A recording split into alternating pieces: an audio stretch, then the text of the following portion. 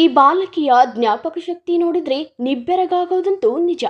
ಯಾಕಂತ ನೋಡಿದ್ರೆ ಜನರಲ್ ಪ್ರಶ್ನೆಗಳಿಗೆ ತಟ್ ಅಂತ ಉತ್ತರ ನೀಡುತ್ತೆ.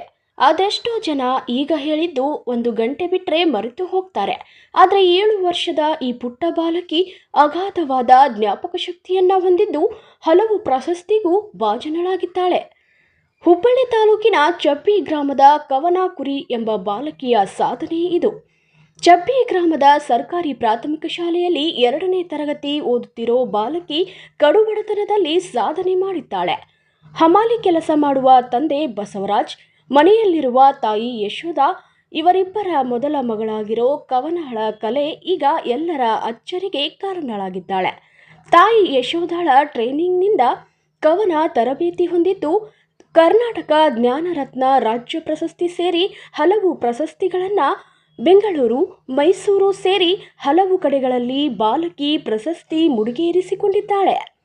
ಶಾಲೆಯ 1-2 ಶಿಕ್ಷಕರಿಂದ ಬಾಲಕಿ ಕವನಗೆ ಪ್ರೋತ್ಸಾಹ ನೀಡಿದ್ದು ಬಾಲಕಿಯ ಟ್ಯಾಲೆಂಟ್ಗೆ ಜನ ಸೈ ಎನ್ನುತ್ತಿದ್ದಾರೆ.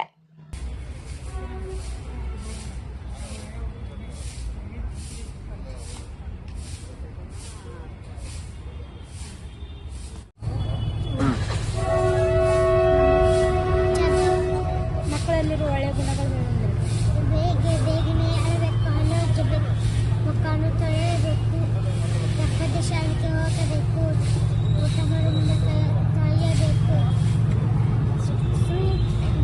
ಹಿರಿಯರಿಗೆ ಗೌರವ ನೀಡಬೇಕು. ಈಜಿಸಿ ಯಾವ ಅಂಗದ ಕಾರ್ಯವನ್ನು ಪರೀಕ್ಷಿಸಲು ಬಳಸಲಾಗುತ್ತದೆ? ಶಿವಾಜಿ ಮಹಾರಾಜರು ಯಾವ ಕೋಟೆಯಲ್ಲಿ ಜನಿಸಿದ್ದಾರೆ? ಭಾರತದ ಅತ್ಯಂತ ಹಳೆಯ ಹಿಂದೂ ಕಾವ್ಯ ಯಾವುದು? ಒಂದು ರೈತನ ಡೈಲಾಗ್ ಅದು?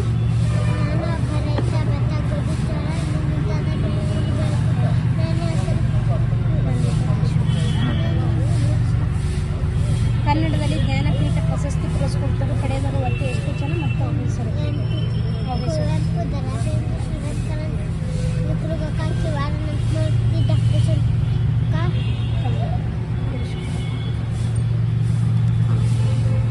ಜವಳಿ ಉದ್ಯಮಕ್ಕೆ ಪ್ರಸಿದ್ಧ